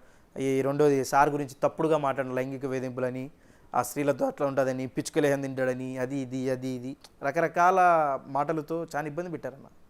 ఎక్కడ మన కడప జైలు అయితేనే చంద్రగూడ జైలు. ఇంకా కడప జైలు అంటే కొంచెం ఈ ఏరియా వాళ్ళం కదా అని చెప్పి వాళ్ళు చూసుకొని ఉండేవాళ్ళు. ఈ జైల్లోకి వచ్చిన తర్వాత ప్రతి ఒక్కడు సాన తిట్టడం, మా ముందర తిడుతుంటే ఏమీ చేయలేని పరిస్థితి. అంటే ఇది ఇక్కడ మాట్లాడితే ఇది ఎక్కడి వరకు పొక్కి ఎలా వెళ్తుంది అనేసి నేను వదిలేసాను జరిగింది. బయటకు వచ్చిన తర్వాత అయితే ప్రస్తుతానికైతే ఏం లేవన్నా. ఎలాగ అంటే జైల్లో ఉండే పరిస్థితులు కాకుండా బయట నీ కుటుంబం, ఒకవైపు అనారోగ్యంతో ఉండే తండ్రి, మీ మదరు, అవన్నీ ఎలాగ మీ పైన ఎలాంటి ఒత్తిడి చూపించింది? నా దేవుడి దయ వల్ల నాకు పుట్టింటి కానంటే ఆ అమ్మాయిలు నా భార్య వాళ్ళ తమ్ముడు భార్య ఉన్నారు, వాళ్ళు నడిపారన్న. తమ్ముడు జాబ్ చేసుకుంటూ ఏదో శాలరీ ఒక 30,000 40,000 చేసుకుంటూ ఉంటే బెయిల్ పిటిషన్లు వెనక్కి తీసుకోలేదని చెప్పి జాబ్ తీసేసిన దాఖలు ఉన్నాయి. ఎక్కడ? ఆంధ్రాలో, కడపలో. మా మాట వినట్లేదు పెద్దోళ్ళు, వాళ్ళ పేర్లు ఎందుకన్నా ఆల్రెడీగా ఈరోజు గుర్రు అని చూస్తున్నారు నా పైన వాళ్ళు. అంటే ముందు మన ఛానల్లో వేరే అన్న తీసుకున్నారు, ఆయనకు చెప్పితే అప్పుడే గురుగురు అన్నారు. మా పేర్లు చెప్పినామంటే నేను ఇండైరెక్ట్గా పేర్లు చెప్పలేదు. ఇంకా మీ భాగోతాలని కడిగితే చాలా ఉన్నాయి, నేను అనుభవించిన దానిలో మీరు అనుభవిస్తే చాలా ఉన్నాయి దాఖలు అని నేను అంటానన్న. సునీల్, నేను అడగకూడదనే అడగాల్సిన పరిస్థితి ఉంది. మీరు వివేక క్యారెక్టర్ కోసం మాట్లాడారు, అది అనేక రకాలుగా అంటే చాలా టర్నింగ్ తిరిగింది. చివరికి మీ తల్లిగారి పైన కూడా అనేక ఆరోపణలు వచ్చినాయి. మీ దృష్టికి వచ్చినప్పుడు ఏమనిపించింది? నిజంగా అలాగా ఆరోపణ చేయడానికి ఏమైనా అంటే ఎవరైనా కుట్రతో చేశారా, ఏంటి, ఏం కారణాలు ఉన్నాయి అవి? కొద్దిమంది వ్యక్తులు ఈ ఉబిలో నుండి బయటికి పడాలనే ఉద్దేశంతో ఈ క్యారెక్టర్ అసైనేషన్ అనేది చేశారన్న. కొద్దిమంది వ్యక్తులు ఈ ఉచ్చులో నుండి, అరే దర్యాప్తు సంస్థ చేసిన ఎంక్వైరీ గురించే మీరు మాట్లాడుకోవాలి, ఎవడైనా కానీ, నేనైనా ఇంకోటైనా. ఆడ దర్యాప్తు సంస్థ అన్నదే సునీల్ యాదవ్ వాళ్ళ అమ్మగారితో లేదు అని చెప్తుంటే ఈ కొద్దిమంది ఎదవలు గాలి పుకార్లు ఎవరెవరు మీడియాలో, సొంత పత్రికలు వేసుకొని జనాలకు దాన్ని తీసుకెళ్ళి సునీల్ యాదవ్, బ్రహ్మానందం లాంటి విలన్ చేసి పెట్టారు. అంటే బ్రహ్మానందం గారు అట్లాంటి కమెడియన్ పెట్టేవాడిని విలన్ చేసి పెట్టారు. ఈరోజు ఆ పాపం మూటగట్టుకు తల్లిగారి లైంగిక వేధింపులు అని చెప్పిన పాపం మూటగట్టుకున్న వాళ్ళు కూడా అదే కదా వచ్చింది. మీ మదర్ని లైంగిక వేధించడం బట్టే సునీల్ యాదవ్ హత్యకు పాల్పడ్డాడు అనేది ఒక కీలకమైన ఆరోపణ. అసలు అంటే దాన్ని దగ్గరగా చూసే వాళ్ళకి ఎలాంటి నిజాలు తెలిస్తే తెలియదు, కానీ బయట ప్రపంచానికి మాత్రం పెద్ద ఎస్టాబ్లిష్మెంట్ అయింది అది. సునీల్ యాదవ్ వాళ్ళ తల్లికి మన వివేకానందరెడ్డి గారికి సంబంధం ఏంటంటే అన్నా చెల్లెల బంధం లేదా తండ్రి కూతురు బంధం అని నేను చెప్తానన్నా. ఆయన 10 మందికి ఉన్న చోటే గ్రూప్ మీటింగ్లో ఉన్నప్పుడే ఆయన చెప్పాడు, నా కొడుకు లాంటి సునీల్ యాదవ్, నా చెల్లెలు కొడుకు లాంటి సునీల్ యాదవ్ని నేను పైకి తెస్తాను, నా గవర్నమెంట్ వస్తే నేను పైకి తెస్తాను మాట ఇచ్చిన రోజులు ఉన్నాయి. ఆ చుట్టూ ఉన్న వాళ్ళ మధ్యలో కూడా నేను పేర్లు చెప్పగలను. అయితే పేర్లు చెప్తే వాళ్ళేదో అనుకుని మరి ఇష్యూస్ ఎక్కడికెక్కడికో పోతాయనేసి నేను పేర్లు చెప్పదలుచుకోలేదు. అలాంటి రోజులు కూడా ఉన్నాయి. మరి అలాంటి మా అమ్మ పేరు అయినా అవసరం ఏముంది వివేకానందరెడ్డి గారికి? మాలాంటి వాళ్ళతో ఏం పని ఉంది? అంటే మహిళలతో, ఆయనకు మహిళలపై లైంగిక వేధింపులే లేవు, సంబంధాలు లేవని అసత్య ప్రచారాలు చేస్తున్నాం వీళ్ళు. అంటే ఎవరు తగ్గట్టు వాళ్ళ అవసరాలు వాడుకున్నారన్న. మరి 2019 మార్చి 15 వరకు బతుకున్నాడు కదా సారు, అప్పుడు ఎందుకు రాలే బయటికి? అంటే నా తల్లిదే కాదు, మిగతా లేడీస్ గురించి మహిళల పైన రెండో భార్యని పెళ్లి చేసుకున్నాడు అనే అంశం కూడా అప్పుడు తెరపై మీరే అంటున్నారు కదా నా పెళ్లి చేసుకుందని. అది నేను అంటున్నా పెళ్లి అనేది సాంప్రదాయబద్ధమే కదా. అవును. మరి సార్ చనిపోయి 2019 మార్చి 21 వరకు మాకు కూడా తెలియదు. సార్ దగ్గర చుట్టూ ఉన్న వాళ్ళకి పెళ్లి చేసుకున్నాడు, సార్ పేరు ఇట్లా ముస్లిం పేరు అని చెప్పి మాకు కూడా తెలియదు. మరి తెలియదు. అలాంటి సీక్రెట్ మెయింటైన్ చేసిన వ్యక్తి మాతో ఎలా షేర్ చేసుకుంటాడు, మాలాంటి ఫ్యామిలీస్ ఎందుకు టచ్ చేసుకుంటాడు, ఆయన మాలాంటి వాళ్ళతో ఆయనకి ఏం పని ఉంది? వివేకానంద సార్కి ఏం పని ఉంది మాతో? సార్ చుట్టూ జనం ఉండే వాళ్ళలో మేము ఒకరం, అంతే. 100లో ఒకరం నేను నా వరకు అతి తక్కువ టైంలో మీరు అన్నట్టు సాన్నిధ్యం ఇంకోటి. ఎందుకంటే ఆయనతో అట్లా మూవ్ అయింది ఎందుకో దేవుడు దయ, ఏదో నా జీవితానికి రూట్ వేయబడింది పొలిటికల్. నాకు పొలిటికల్ అంటే ఉందన్న ఇంట్రెస్ట్ ఉంది అప్పట్లో, ఇప్పటి కూడా ఉంది అనుకోండి. అయితే ఫస్ట్ ఈ కేసులో ఉండి బయటపడాలి, తర్వాత అది. ఇలా అంటే నువ్వు జైల్లో ఉండటం కావచ్చు, లేకపోతే నీ తల్లిపైన వచ్చిన ఆరోపణలు కావచ్చు, తండ్రి కృష్ణయ్య యాదవ్ ఎంత మదన పడి ఉంటాడండి? చాలా అన్న క్షోభపడ్డాడు. చేసినోడు బాగున్నాడన్న. సార్ పైకి వెళ్ళిపోయి సార్ కూడా బాగున్నారు. మధ్యలో ఇబ్బంది పడింది నా కుటుంబం. నాకంటే నా కుటుంబం ఎక్కువ ఇబ్బంది పడిందని నేను చెప్పగలుగుతా. నేను ఉన్నంత వరకు, బయట ఉన్నంత వరకు మా డాడీకి ఏ మనోవేదన లేదు, ఏ అనారోగ్య పరిస్థితులు లేవు, ఏమీ లేవు. నా ఇంటి మన పాతలో ఉంటారు జనరేషన్ పరంగా వచ్చింది క్యాన్సర్ అని చెప్పి అది ఇదని, అక్కడ కూడా లేదు, ఎక్కడ లేదు. అది డిసీజన్ అది. అంటే మనోవేదనతో చనిపోయారు అంతే. ఇప్పుడు క్యాన్సర్ క్యూర్ అయిందన్న, పోల్ హాస్పిటల్లో చూపించినప్పుడు క్యాన్సర్ క్యూర్ అయింది. అప్పుడు వచ్చిందన్న సీరియల్ ఎపిసోడ్ మాదిరి మా అమ్మగారిది. కొంతమంది ఎదవలు, కొంతమంది ఎదవలు అనొచ్చు అని కూడా తెలియదు, కానీ చెప్పుతో కొట్టాలి ఒక్కొక్కరికి. ఏమంటే కోర్టు పరిధిలో ఉంది కాబట్టి నేను ఏం మాట్లాడదలుచుకోవాలి వాళ్ళ, లేదంటే వాళ్ళ పేర్లు, వాళ్ళ వీడియోలు, వాళ్ళన్నీ షేర్ చేసి తొక్కాలనిపిస్తుంది. నా పరంగా, నాకున్న శక్తి పరంగా అంత అవమానపరిచారు మా అమ్మను. అలా అనడం వల్లే ఈయన రోజు ఎప్పుడైనా యూట్యూబ్ ఓపెన్ చేసుకుంటే వాళ్ళ భార్య ఫోటో వస్తుంది, అంటే నా తల్లిగారి ఫోటో వస్తుంది. ఇది ఒక ఎదవ ఉన్నాడన్న, మీరు అనొచ్చు అనకూడదు, మీరు కూడా మీడియా వాళ్ళే, సాటి మీడియా వాళ్ళే.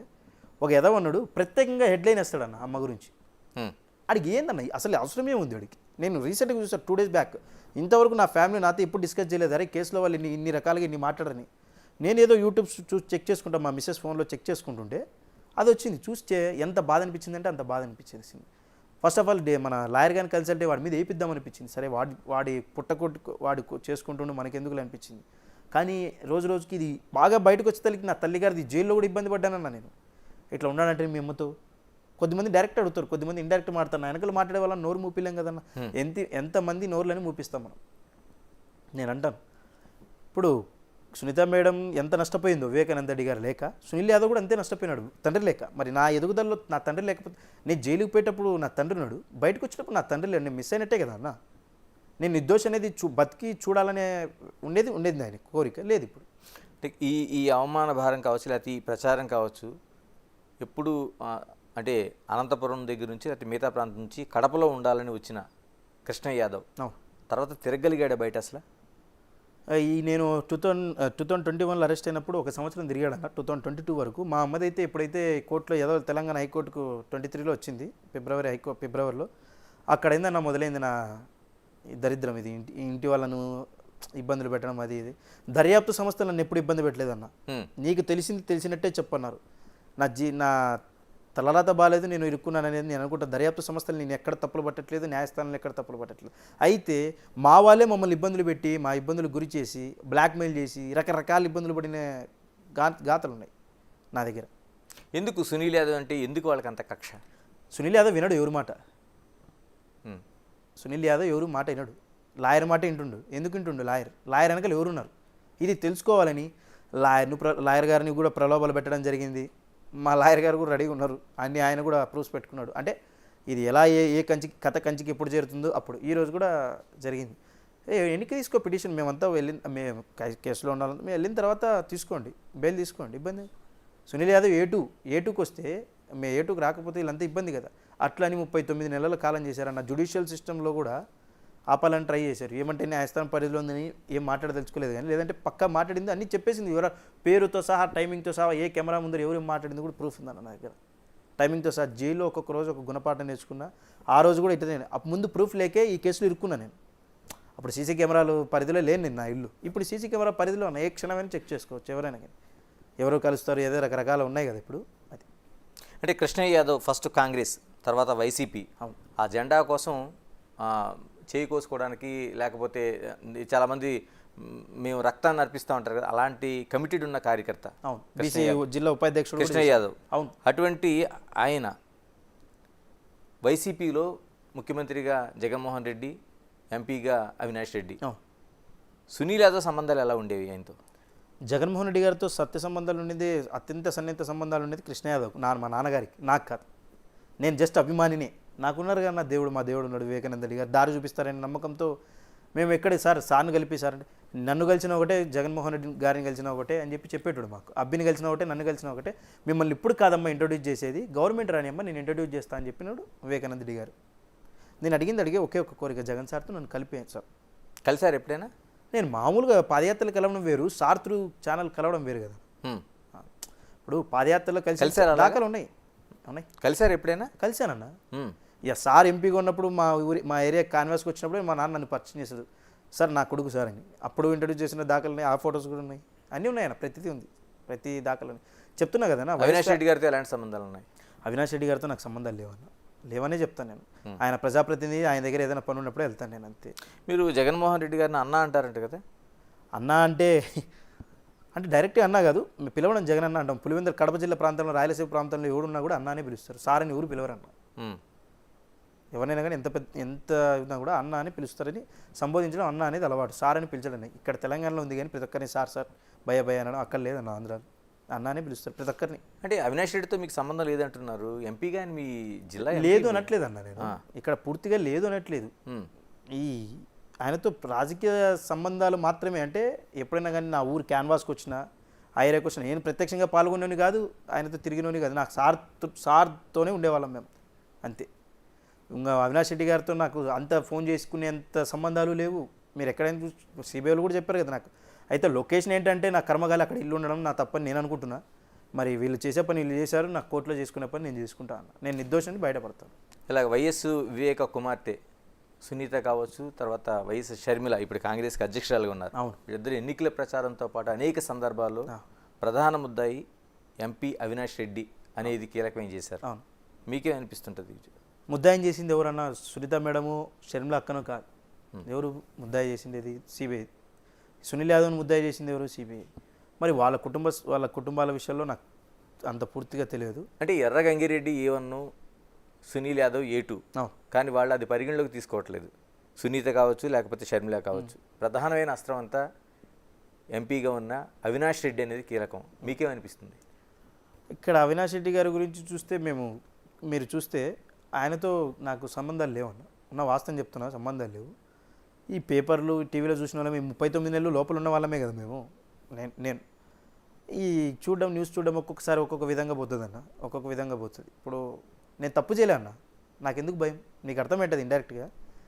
నేను తప్పు చేయలే, నాకెందుకు భయం? నేను తప్పు చేయలేదు కాబట్టి నేను ఎవరిని నమ్ముకోలే, ఏ రాజకీయ నాయకుని నేను నమ్ముకోలే. అంటే అందరినీ కాదు, ఇక్కడ నా వరకు చెప్తున్నాను.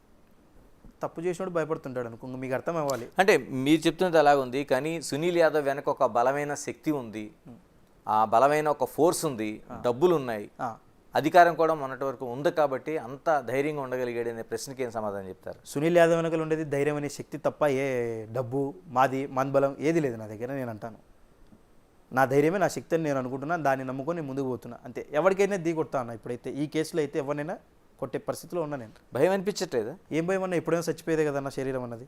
నేను అలా అనుకుని ఫిక్స్ అయినా. జైలు చాలా. అంటే మీరు ఉన్నది ఆషామాషి వ్యక్తి కాదు. అవును. రాయలసీమలోన ఒక మాజీ ముఖ్యమంత్రికి తమ్ముడు. అవునన్నా. ఒక మాజీ ముఖ్యమంత్రికి బాబాయ్. అవును. అలాంటి వ్యక్తి హత్య కేసులో A2గా ఉన్న సునీలు భయపడటం లేదంటే ఏమనుకోవాలి? ఇక్కడ భయపడడం లేదు అంటే ఎవరికి భయపడాలి? నేను తప్పు చేయలేదన్నా, నేను ఎందుకు భయపడాలి? ఎవరికి భయపడాలి? నేను తప్పు చేయలేదనే విషయం ఆయనకు తెలుసు, ఆయన చుట్టూ ఉన్న వాళ్ళకి తెలుసు, అందరికీ తెలుసు. ఏమంటే ఇంకా మీకు అర్థం కావాలి, కోర్టులో ఉంది కాబట్టి నేను ఏనో ఇప్పట్లేదన్న. ఇప్పుడు దీన్ని తీసుకుపోయి మళ్ళీ కాంట్రవర్సీ జరిగి నాకు ఇబ్బంది జరిగితే, అంటే చచ్చిపోతానని ఇబ్బంది కాదు, నా ఫ్యామిలీకి నేను దూరం కావద్దన్న. చెప్తున్నా కదా, చాలా క్షోభపడ్డారు ఇంట్లో వాళ్ళు. ఫస్ట్ నుండి మీరు ఎక్కడైనా ఎంక్వైరీ చేసుకోండి, చాలా ఇబ్బంది పడ్డారు. నా దగ్గరే డబ్బు ఉంటే వాళ్ళు ఎందుకు ఇబ్బంది పడతారు? పులివెందుల లోకల్లో ఫంక్షన్ హాల్, గుళ్ళో మండపం దొరక్క కాణిపాకం వెళ్ళి పెళ్లి చేసుకున్నారన్న నా ఇంట్లో వాళ్ళు. ఇక్కడ దొరక్క అంత ఇబ్బంది పెట్టారు నన్ను. ఎందుకు ఇబ్బంది పెట్టారంటే సునీల్ యాదవ్ దర్యాప్తు సంస్థలకు మా పేర్లు చెప్పాడు. రకరకాల వాళ్ళ రీతిలో వాళ్ళు అనుకోవడం, అందరినీ ఇబ్బంది పెట్టడం జరిగింది.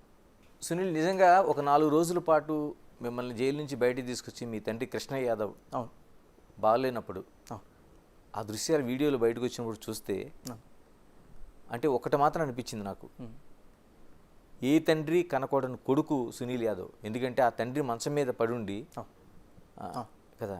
ఈ నిజంగా మీకు బాధ అనిపించలేదా? ఎందుకు బాధ అనిపిందన్నా, నేను ఆయన కొడుకును, ఆయనకు నేనంటే ఆయనకి ఇష్టం. నా తమ్ముడు గురించి పక్కన పెట్టండి, వాడికి ఎప్పుడూ లైక్ చేయలేదు.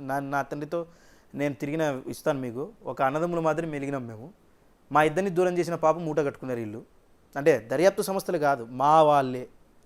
నేను మళ్ళీ కూడా చెప్తున్నా, దర్యాప్తు సంస్థ పని దర్యాప్తు చేసిందన్న, మీ పని మీరు చేయాలి. మీరేం చేశారు? మాకు నమ్ముకున్న పాపానికి నట్టెంట ముంచింది వీళ్ళు. అది ఎవరు నమ్ముకున్నారు? మీ వాళ్ళే అంటున్నారు. మా వాళ్ళు అంటే ఇప్పుడు నేను ప్రభుత్వం అప్పుడు ఎట్లా ఎవరు నింది, మేము ఎవరికి మద్దతుదారులం మేము. వాళ్ళ గురించి మాట్లాడుతున్నాను. ఇక్కడ ఎవరి పేర్లు మెన్షన్ చేయాలి కదా మీరంతా. అప్పుడు ఇప్పుడు కాదన్న, నేను ఏ పార్టీ కాదు ఇప్పుడు. ఓకే, నా భవిష్యత్తు నాకు దీంట్లో బయటపడిన తర్వాత నాకు ఏదైతే భిక్ష పెడుతుందో అదే నాది. రాజకీయం అయితే వదిలిపెట్టా. మళ్ళీ కూడా చెప్తున్నా, ఇంత నష్టపోయిన తర్వాత నా అందుకు నేను మూసుకునేగా అన్న. నాది ఎవడు ఫుల్ఫిల్ చేస్తాడు? నా ఫ్యామిలీకి ఎవడు ఫుల్ఫిల్ చేస్తాడు?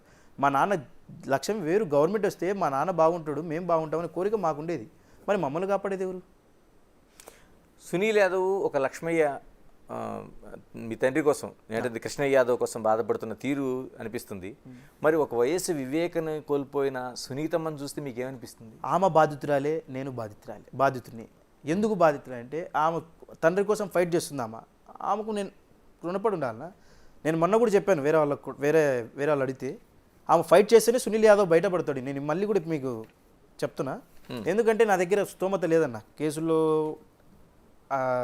ఇంకోటి పోయలేదు. అంటే ఏ విధంగా ఫైట్ చేయాలి సునీతమ్మ? లీగల్ ఫైట్ తగ్గద్దన్న, ఇప్పుడు చేసే ఫైట్ కంపల్సరీగా చేయాలి. ఇక్కడే సునీల్ మీరు అంటున్నట్లు ఒక కీలకమైన ఇది కనిపిస్తుంది. ఆవిడ లీగల్గా ఫైట్ చేస్తున్న దాంట్లో కీలకమైన ప్రశ్న ఏంటంటే, ఎంపీ అవినాష్ రెడ్డి దోషి అనేది ఆవిడ కరెక్ట్గా చెప్తుంది. అంటే ఆయన దోషి అయితే మీరు నిర్దోషిగా బయటపడతారా? ఆయన దోషనే, నిన్ను నిర్దోషనే కాదన్న. తప్పు చేసినోడు ఇరుక్కుంటాడు కదా న్యాయస్థానాల్లో, దాఖలాలు. తప్పు చేసింది ఆయనే అంటుంది. అది కోర్టు తెలుస్తుంది. మేడం చెప్పడంలో తప్పు లేదన్న. నేను మళ్ళీ మేడం కూడా ఇక్కడ ఎవరిని నేను కాంట్రవర్స్ చేయట్లేదు. నేను ఆ మేడం వైపునో అవినాష్ రెడ్డి గారి వైపు నేను చెప్పట్లేదు. మేడం చేసే పని మేడం చేయాలన్న. లీగల్ ఫైట్ చేస్తేనే మా లాంటి అమాయకులంతా బయటపడతారు. ఈ కేసులో చాలామంది అమాయకులు ఉన్నారు, వాళ్ళు బయటపడతారన్న. నేననే మాట. ఇప్పుడు మా దగ్గర స్తోమత లేక మేడము చూసుకోలేకపోతే, మామూలుగా మేడం ఎఫ్ఐఆర్ కేసు పెట్టి వదిలేసిన దాఖలు ఎక్కడ ఈ రోజు వరకు స్టిల్ ఆమె పోరాడుతూనే ఉంది. ఎవరు? సునీత మేడం. మరి అలాంటి వాళ్ళకి మద్దతు ఇవ్వాలన్నా వద్దా? మీరే ఊహించుకోండి. నేను ఆ మేడంకు మద్దతు ఇవ్వడమో ఇంకోటికి మద్దతు ఇవ్వడం కాదు. నా దగ్గర స్తోమత లేదన్న. ఫైట్ చేసే స్తోమత నా దగ్గర లేనప్పుడు నేను ఏం చేయాలి? అంటే వివేకాన్ని హత్య చేసిన వాళ్ళు బయటికి తేలాలంటారు. కంపల్సరీగా తేవాలి. తెలుస్తుంది కూడా. చూడండి, మరి కలుస్తారు ఇప్పుడు? సునీతమ్మతో కలుస్తారా? మేడంతో కలసడనేది నిర్ణయిస్తుంది అన్న కాలం. అంటే ఒక లక్ష్యం ఒకటే కదా. సాను చంపిన వాళ్ళైతే తేవాలి. నా తండ్రిని చావు కారణమైన అయితే నేను వేపేయాలనే ఉద్దేశంతో ఉన్నాను. ఆయన మనోవేదనకు గురయ్యి ఆయన బాధలు దిక్కులోనే తిన్న మంచంలో పండుకుంటే ఎవడు దిక్కు లేదు, నా ఫ్యామిలీ తప్ప. నేను ఉన్నంతసేపు నా చుట్టూ తిరిగిన వాళ్ళు ఏ ఒక్క కూడా, అంటే తప్పుగా అనుకోవద్దు, ఏ ఒక్క నా తండ్రికి సాయం చేసినోడు ఎవరు లేనా. ప్రతి రూపాయికి టెన్షన్ పడి బాధపడి పెళ్ళైన 24 గంటలు బంగారు పెట్టి నా మరదలు చూపించింది నా తండ్రికి, మీరు బిల్లులతో సహా. ఈ రోజులు కూడా సీఎం రిలీఫ్ ఫండ్ లేదు తెలుసా? ఇన్ని లక్షలైతే సాధారణ కుటుంబమైన నాకే ఇంత బాధలుంటే ప్రతి కార్యకర్తను పట్టించుకునే నాయకులు ఎందుకన్నా లోకల్గా? నేను అంటాను. మరి గెలవాలి కదా. సార్ చనిపోయిన హత్యకు కారణమైనటువంటి వ్యక్తులు నేనున్నా కూడా నేను కూడా పోవడానికి రెడీ. నేను ఒకవేళ కోర్టు నిర్ణయిస్తే నేను రెడీ. మరి కూడా నేను చేశానని నిరూపణ నేను వెళ్ళడానికి రెడీ. నాతో పాటు చేసిన వాళ్ళు కూడా రావాల్సిందే. మీకు నేను చెప్పిన అర్థమైంది మీకు? నేను చేయలేదని నేను అంటున్నా. ఒకవేళ కోర్టు చేసిందంటే చేసినోడు వచ్చిన వాడితో పోవడానికి నేను రెడీ. అయితే పోవాలి, చేసినోడైతే పక్కా పోవాలి. నా ఫ్యూచర్ అంతా చెడగొట్టిన కారణం నా తండ్రిని పోగొట్టుకున్న. ఈరోజు నా కుటుంబం 3 ఆడవాళ్ళు రోడ్డు మీద ఉన్నారన్న. ఏ ఒక్కడు పులివెందులో రెంట్కి వెళ్ళే ఇల్లు. కోర్టు అనుమతి ఇస్తే చేసిన వాళ్ళు ఎవరో సునీల్ యాదవ్ దాన్ని ఈ 39 నెలల్లో జైల్లో వినింది నేను చెప్తా. మీరు తీసుకోండి పర్మిషన్. ఓకే, చెప్తారు మీరు? పక్కా వినింది చెప్తా. అయితే అది కరెక్టా కాదనేది మీరు తెలుసుకోవాలి. నాకు తెలుసుకునే ఎంత.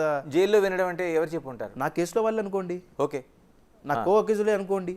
మీరు నమ్ముతున్నారా దాన్ని? పక్కా నమ్ముతాను. ఎందుకు నమ్మను నేను? బెనిఫిషియరీ మర్డర్ నా కళ్ళెదుట చెప్తున్నారన్నా. పేర్లతో పాటు చెప్తున్నారు. పేర్లతో అంటే నేను వినిందే చెప్తాను. అదే నేను కోర్టు పర్మిషన్ ఇస్తే పేర్లతో పాటు నేను కూడా కొద్దిగా రోజుల ముందు సిబిఐ వారిని కన్సల్ట్ అవుదాం అనుకున్నా. ఇప్పుడే కదా వచ్చింది. నా ఫ్యామిలీ ఏమంటుంది, నాన్న ఇంకా ఆపు, కోర్టులో చూసుకో అని వాళ్ళు అంటారు. అంటే కోర్టులో చూసుకో. సిబిఐ వారిని అయితే త్వరలో కలుస్తాను నేను, పక్కా కలుస్తాయి. మరి ఎక్కడికి వెళ్ళి కలవాలనేది నాకు అర్థం కావట్లేదు. అంటే నాకు తెలిసిన విషయాలు చెప్తే ఏదో కీ పాయింట్ దొరికితే కేసు మళ్ళీ రీఇన్వెస్టిగేషన్ అవుతుంది కదా. కోర్టులో మీ అడ్వకేట్ వేయచ్చు కదా. ఏమని మీకు దొరికిన ఆధారాలు ఏదైతే ఉన్నాయో ఆధారాలు అంటే లేదన్నా, వినడమే. నా కేసులో వాళ్ళు చెప్తున్నారంటే ఎంతో ఇంత నిజం ఉంటుంది కదా. ఓకే, మీకు నేను చెప్పిన పాయింట్ ఆఫ్ వ్యూ అర్థమైందన్న. నా కో అక్యూజ్డ్ నాకు చెప్పినారు, పలానా టైంలో పలానా సార్ది ఇట్లా విన్నాను నేను. ఇదే మాటలు నువ్వు అక్కడ ఎందుకు చెప్పలేదు నేను క్వశ్చన్ వేసానన్న అతనికి, ఒకతనికి. అతను అంటాడు ఇది ఎట్టపోయి ఎటు దారికి వచ్చి నా ప్రాణం మీదకి వస్తుందని నేను చెప్పలేదు అంటాడు అతను. అంటే అతను కూడా చేయలే, ఆయన వినింది ఆయన పర్టికులర్గా విన్నాడు ఆయన, మరి ఆయన ఎందుకు చెప్పలే? సునీల్, ఇందులో కీలకంగా ఇంకోటి వినిపిస్తున్నది రంగన్న వాచ్మెన్. ఏంటి ఆయనకి మీకు మధ్య ఏమైనా విభేదాలు ఉన్నాయా? ఎందుకు ఖచ్చితంగా మీ పేరునే ప్రస్తావించడంలో ఆయన కేసు ఆయన కూడా కోర్టు పరిధిలోనే ఉన్నాడన్న. ఇప్పుడు దస్తగిరి అయితేనేమి రంగన్న తాత అయితేనేమి వాళ్ళిద్దరూ కోర్టు పరిధిలోనే ఉన్నారు. ఆయన గురించి వద్దన్న, ఎందుకంటే ఇది ఎటుపోయి నా దగ్గర ఇంకా శక్తి లేదన్న, పోరాడే శక్తి ప్రస్తుతానికైతే లేదు. భవిష్యత్తులో ఉంటుంది కాబట్టి నేను అంత ధైర్యంగా చెప్తున్నాను, నా ధైర్యమే నా శక్తి అని. ఇది ఎటుపోయి నాకు మళ్ళీ తగులుకుంటే గాలిబెక్కంప మళ్ళీ గడుచుకుంటే చాలా ఇబ్బంది పడతాను, తీసుకునే పరిస్థితులు లేను. నాది ఏం జరిగినా నా తల్లి చచ్చిపోతుంది మెయిన్. ఇప్పుడు ఉన్నది ఒకటే, తను కాపాడుకోవాలనేది నాది. అలా ఇందులో ఉంటే ఇంకా కుక్కల విషయం ఒకటి ఉంది. అసలు ఆ కుక్కలు ఏంటి, దానికి వాటికి మొత్తం బిస్కెట్లు ఇచ్చారా, అలా చంపడం ఎన్ని మీరు అని ఉండేటప్పుడు అవన్నీ ఉన్నాయా? సార్ దగ్గర తిరిగిన నేను 30 times 40 times సార్తో కలిసి ఉంటాను. మేబీ ఐ థింక్ అన్నీ కలిసి సార్తో నేను కలిసినప్పుడల్లా నా ఫోటో సోషల్ మీడియాలో పెట్టింటాను. ఆ డేట్ ఆ టైంతో సహా ఉంటుంది. నేను ఆ ప్రాంతంలో చూసినప్పుడు ఏ కుక్క లేదు సార్ దగ్గర. ఇంట్లో కూడా సార్ చనిపోయేటప్పుడు కుక్క వచ్చేసింది, అది కూడా చచ్చిపోయింది. ఎందుకు చచ్చిపోయింది? సునీల్ యాదవ్ ఉమాశంకర్ గుద్దింటేనే చచ్చిపోయింది. రైట్, అది కోర్టులో ఉంది కాబట్టి ఏం అనలేకున్నా నేను చెప్తున్నా. ఎప్పుడు కుక్కలను కానీ ఆయన చుట్టూ ఏం చూడలేదు మీరు ఎప్పుడు? నేను చూసుంటే చూసినానే చెప్తాను. ఇప్పుడు నా ఇంట్లో కుక్క ఉంది, ధైర్యంగా చెప్తాను. నేను దాన్ని మెయింటైన్ చేయలేక నేను వేరే వాడికి ఇచ్చానని చెప్తాను. ఆడ కుక్కే లేనప్పుడు నేను కుక్క గురించి ఏం చెప్పాలి మీకు? నేను అంటాను ఊర్లో కుక్కలని నా కుక్కలంటే మీరు ఎట్లా ఒప్పుకుంటారు? అంటే ఇప్పుడు కూడా చూడలేదు ఆయన ఇంటి చుట్టూ కుక్కలు చూడలేదన్నా. నేను అంటే అనేక కథలు వచ్చినప్పుడు మీరు చెప్తుంటే మాకే ఆశ్చర్యేస్తుంది, నిజంగా కుక్కలే లేవంటున్నారు. ఈ కుక్క టాపిక్ ఎప్పుడు వచ్చిందన్న, ఛార్జ్ షీట్లో వచ్చిన తర్వాత ఈ వివేకం అనే మూవీ తీశారు కదా. వివేకం మూవీ గురించి కూడా ఒకటి చెప్తాను. దాంట్లో కొద్దిమంది క్యారెక్టర్లు, ఒరిజినల్ క్యారెక్టర్లు బయట పెట్టాడు ఆ వివేకం సినిమా తీసినాడు. వాడికైతే రుణపడి ఉన్నా నేను. అయితే నన్ను గబ్బు లేపిన దానికి నేను బాధపడలే, ఏదో అంత కొద్దిగా వచ్చింది కదా బయటికి, సార్ది ఇంకా బయట పడుతుందిలే జనాల్లో అని చెప్పి అనుకున్నా. అంటే వివేకం సినిమాని సాక్ష్యంగా తీసుకోవచ్చు. అంటే నా క్యారెక్టర్ గురించి కాదన్న, కొద్ది మంది క్యారెక్టర్ల గురించి నేను మెన్షన్ చేశాను మీకు ఇక్కడ. ఓకే, తీసుకోవచ్చు. అంటే ఎప్పుడు సైలెంట్గా మూసుకొని కూర్చొని ఉంటే, నోరు తెరుచుకోకుండా ఉంటే నేను దానికి దీనికి మళ్ళీ నాకు రీబర్త్ వచ్చిన దానికి అర్థమే లేదన్న. ఎక్కడికైనా రెడీ అన్న, నేను చెప్తున్నా కదా అన్న, నాకు కోర్టు పర్మిషన్ ఇస్తే నేను ఎక్కడికైనా రెడీ. నేను వినింది చెప్తా, కొద్దిమంది నాకు ఇది చెప్పారనే విషయం కూడా నేను పర్టికులర్ ఓపెన్గా చెప్తా. త్వరలో సిబిఐ వారిని కూడా కలుస్తా. అప్పుడు వివరంగా సార్ ఇది జరిగిందంట, ఈ వేలో చూడండి సార్ అని చెప్పి నేను చెప్తాను సార్ వాళ్ళకి. ఇబ్బంది ఉంది, నాకు తెలిసింది. మరోవైపు గవర్నమెంట్ మారింది ఆంధ్రప్రదేశ్లో. ఇప్పుడు ఎలా నడవబోతుంది కేసు? అంటే కూటమి ప్రభుత్వంగా తెలుగుదేశం, బీజేపీ, జనసేన మూడు సమూహాలుగా వెళ్తాయి. ఈ కేసులో మీకు ఏమైనా మామూలుగా అంటే నిష్పక్షపాతంగా నడిచే అవకాశం ఉంది అనుకుంటున్నారా, లేకపోతే ఏ విధంగా జరగబోతుంది? ఇప్పుడు రాజకీయ పార్టీలకు న్యాయస్థానాలకు సంబంధం లేదని నేను అంటానన్నా. న్యాయస్థానాలు రూట్ వేరు, అక్కడ గౌరవప్రధాన న్యాయస్థానాలు ఇవి. అవేమో రాజకీయ పార్టీలు 5 ఏళ్ళకు ఒకసారి మారే ప్రభుత్వాలు అవి. మనం దాన్ని పట్టింపు లేదు. అయితే నిష్పాక్షంగా నడుస్తుందా లేదా అని మీరు అడిగిన క్వశ్చన్కి అయితే నడుస్తుందని నేను అంటానన్నా. నడుస్తుందని నేను అంటాను. సునీల్, మొత్తం టోటల్గా మనం ఇంతసేపు మాట్లాడిన తర్వాత వివేక హత్యలోన నాకు ప్రమేయం లేదు, నాకు ఏ లాభం లేదు అని చెప్తున్నారు. అంటే వివేకన చంపితే ఎవరికి లాభం ఉండే అవకాశం ఏదైనా ఉందా? ఉంది కదా నా, ఇప్పుడు కళ్ళెదుట కనపడుతుంది కదా, మీకు కనబడుతుంది కదా, జనాలకు కూడా కనబడుతుంది. లాభపడిన వ్యక్తులు ఎవరు, వ్యక్తి ఎవరు ఇక్కడ మీరు చూడాల్సింది. క్షోభపడుతుంది ఎవరు? సార్ చనిపోవడం వల్ల క్షోభపడుతున్న కుటుంబాలు ఎవరివి, లాభపడిన కుటుంబాలు ఎవరివి? మీరు చాలా ఒక సస్పెన్స్, ఒక ట్విస్ట్, చాలా అంటే జనాల వైపే విడిచిపెడుతున్నారు కానీ మీరు దాన్ని ఇది కోర్టు పరిధిలో లేకపోయినంటే నేను వితిన్ మాటలతో కాదు పేర్లతో సహా వదిలేవన్నా. నేను మీకు చెప్పేది మీకు సునీల్, ఇప్పుడు మనం చేస్తున్న ఒక ఇంటర్వ్యూని అటు సిబిఐ చూస్తుంది, తర్వాత కోర్టులు చూస్తాయి. నిజంగా వాళ్ళు సుమోటగా తీసుకొని సునీల్ నువ్వు చెప్పిన మాటకి ఏంటి అసలు అంత బేస్ ఏముంది చెప్పంటే చెప్పగలుగుతారా మీరు? లాభపడిన వ్యక్తుల పేర్లు చెప్తా, నష్టపోయిన వ్యక్తుల పేర్లు నేను చెప్తా. అర్థమైందా నేను చెప్పింది? లాభపడిన వ్యక్తులు ఎవరంటే నేను చెప్పగలుగుతా. అది నిజమో కాదనేది దర్యాప్తు సంస్థ తేల్చాలన్న. ఉమ్, ఈ రూట్లో ఎందుకు పోకూడదు అనేది నా మాట. ఓకే. ఈ రూట్లో ఎందుకు పోకూడదు అనేది నా మాట. అంటే ఆ రూట్ అయితే మీరు అవకాశం ఇస్తే వాళ్ళకి చూపిస్తారు. చూపించదు కదా, నేను వినింది చెప్తా. అది కరెక్ట్ కాదో తెలుసుకునే వాళ్ళది మంది కాదు కదా. ప్రశ్న అనేది వాళ్ళది, మంది కాదు. ప్రశ్న నాకు లేదు, నాకు తెలిసింది నేను చెప్పుకుంటా అన్న. నేను చెప్తున్నా కదా, ఈ కేసుకి ఎక్కడ సహకరించమంటే అక్కడ సహకరిస్తాను నేను. బయటపడాలైతే అది బయటపడిన రోజు వాళ్ళ ముఖాలు నేను చూడాలి, అవతల వ్యక్తి వాళ్ళని. నాకైతే ఆ కోరిక అయితే బలంగా ఉందన్న. మళ్ళీ చెప్తున్నా, నేను నా వెనకలైతే ఏ శక్తి నన్ను మాట్లాడించట్లేదు. నా బాధ నన్ను అట్లా మాట్లాడిస్తుంది. ఇక్కడ బాధపడింది ఎవరు? నేను. మరి నేను మాట్లాడేది ఎవరు? నేను. నా వెనక ఉండాల్సిన బ్యాక్ బోన్ ఉండాల్సిన అవసరం ఎవరికి లేదు. ఏడు తర్వాత ఏం జరిగినా బాధ లేదన్న. నేను చెప్తున్నా కదా, న్యాయస్థానం ఉంది ఎదుర్కోవడానికి, మా అడ్వకేట్గా ఫైట్ చేయడానికి అడ్వకేట్ ఉన్నారు. అట్లా వాళ్ళ లీగల్ ఫైట్ చేసుకుంటాను అంతే. అయితే ఈ కేసు తేలుతుందంటే నేను రెడీ. నార్కోనాలిసిస్ టెస్ట్ అని ఏదో చెప్తే బయటపడుతుంది అంట కదన్న. అవును. దానికి నేను రెడీ. అప్పుడు జైల్లో ఉన్నప్పుడు ఎందుకు రెడీ కాలేదు నేను? మరి గంగిరెడ్డి గారు అక్కడ సిట్ టీంలో ఉన్నప్పుడు నార్కోనాలిసిస్ పోయాడు 4 రోజులు. అది ఎందుకు రాలే బయటికి? మీరు కూడా రెడీగా ఉన్నారు. నేను రెడీగా ఉన్నా. ఎప్పుడు సిట్టింగ్ జడ్జి గారి స్థానం పరిధిలో అయితేనే రెడీ. నేను ఏ టెస్ట్కైనా రెడీ, ఏ టెస్ట్కైనా రెడీ. నేను ఆల్రెడీగా లైట్ టెస్ట్ పోయింది, ఇది కూడా అయిపోయింది. కొన్ని టెస్టులు ఉన్నాయి, అవి కూడా అయిపోయినాయి. నార్కోనాలిసిస్ పెండింగ్ ఉంది. నేను రెడీ. అయితే జడ్జి గారి పరిధిలో ఉండాలి, సునీత మేడం ఉండాలి, మీడియా ఉండాలి, బయటికి తెలియాలి జనాలు. ఇప్పుడు మత్తు ఇచ్చిన తర్వాత నేనేం వాగుతాను నాకు తెలియదు కదా, అది నేను చూసుకోవాలి కదా. మరి జనాలు చూసుకోవాలి కదా. ఇంత నష్టపోయింది దాన్ని ఫుల్ఫిల్ చేసుకోవాలంటే నాకు ప్రూఫ్ ఉండాలి కదా. అది చట్టం, అది చేస్తుంది, తర్వాత మీకు చూపిస్తుంది కదా. ఎందుకంటే న్యాయస్థానం ఇప్పుడు ఇంత పెద్ద కేసులున్నా ఇంకా దాన్ని ఏదో చేస్తారనే మీకు భయం ఉందా? మీకు నన్ను ఏదో చేస్తారని భయం కాదు, మీరు చెప్పిన సాక్ష్యాలు కావచ్చు, మిగతా అంశాలు కావచ్చు.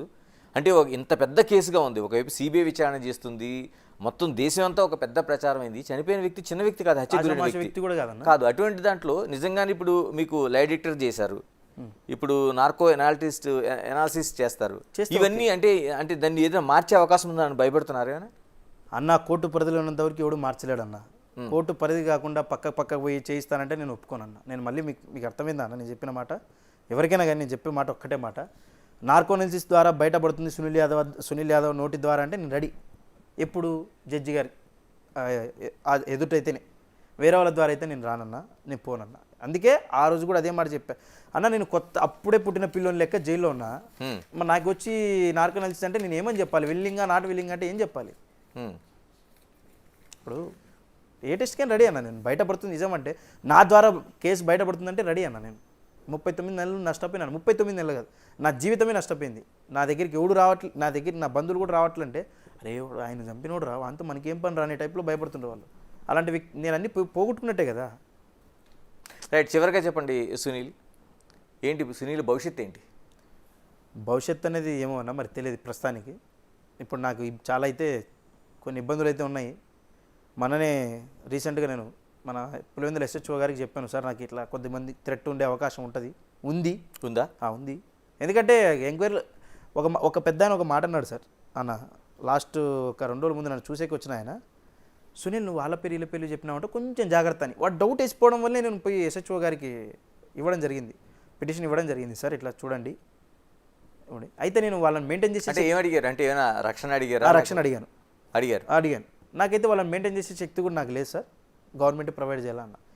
అమ్మ నాదేం లేదమ్మా, హైయర్ అఫీషియల్స్, నీకు ఎవరి మీద అనుమానం ఉన్నా, నీ ఇంటి చుట్టూ సరౌండింగ్ ఏరియాలో ఎవరి మీద అనుమానం ఉన్నా నాకు కాల్ చేయమని నెంబర్ ఇచ్చారు అంతే. వాళ్ళు ఇప్పుడు ఉంటున్న కడపలోనే ఉంటున్నారు లేకపోతే హైదరాబాద్? పులివెందులో హైదరాబాద్లో ఈ ఖర్చులు నాతో కాదన్నా, నాతో ఇంత మెయింటెనెన్స్ నాతో కాదు. ఏదో అక్కడైతే ఒక 7,000 ఇల్లు దొరుకుతుంది, ఇక్కడెక్కడైనా 30,000 40,000 ఎవరి దగ్గర ఉన్నాయి. ఒంటరిగా తిరుగుతున్నాడా లేకపోతే ఎవరైనా సెక్యూరిటీ పెట్టుకున్నాడా? ఎవరిని పెట్టుకోలేదన్న, ఒంటరిగానే తిరుగుతున్నా. మా నాన్న తిరిగిన వెహికల్లోనే తిరుగుతున్నా, ఒకటి దాంట్లో తిరుగుతున్నా ఒంటరిగా. అంటే ఒక నా బంధువుల్లో నాకు నమ్మకస్తుల్ని, పిల్లలను, పెద్దోళ్ళని కూడా కాదు, మందు సిగరెట్ అలవాటు లేని వాళ్ళనే పెట్టుకొని తిరుగుతున్నాను. నా వాటర్ బాటిల్ కూడా నేను నమ్మి తాగట్లే, నేను కొనుక్కొని తాగుతున్నా. నా ఫుడ్ నేను తెచ్చుకొని తింటున్నా ఎక్కడైనా. ఇప్పుడు ప్రస్తుతానికి కోర్టుకు వచ్చాను కాబట్టి ప్రస్తుతం ఇదే జరిగింది. చెప్పేది ఒక రూట్ ఇంట్లో కూడా, బయలుదేరేది ఒక రూట్లో బయలుదేరుతున్నా. అంటే చావు భయంతో కాదు, ఈ కేసు ఎందుకు తేలాలి కదా, నేను చూడాలి కదా, నా కళ్ళతో నేను చూడాలి. Right Sunil, thank you. Okay. ఇది అంటే వైఎస్ వివేక హత్య కేసులో తాను నిర్దోషిని అని సునీల్ పదే చెప్తున్నాడు. అయితే దోషులు ఎవరనేది కొన్ని అనుమానాలు ఉన్నాయి, ఆ అనుమానాలకు సంబంధించిన పేర్లు కూడా ఉన్నాయి. కానీ దీనికి కోర్టు అనుమతి ఇవ్వాలి, మరోవైపు ప్రత్యక్షంగా పారదర్శకంగా అంటే ఎటువంటి ఆ ప్రలోభాలు కానీ లేకపోతే మిగతా అంశాలు పక్కదోవ పట్టేలా కాకుండా ఉంటే దాన్ని నేను రివీల్ చేయగలుగుతానని చెప్తున్నాడు. అయితే ప్రాణ భయం ఉంది కానీ ప్రాణాలకు భయపడటం లేదనేది చెప్తున్నాడు. Keep watching big TV. This is Ganesh.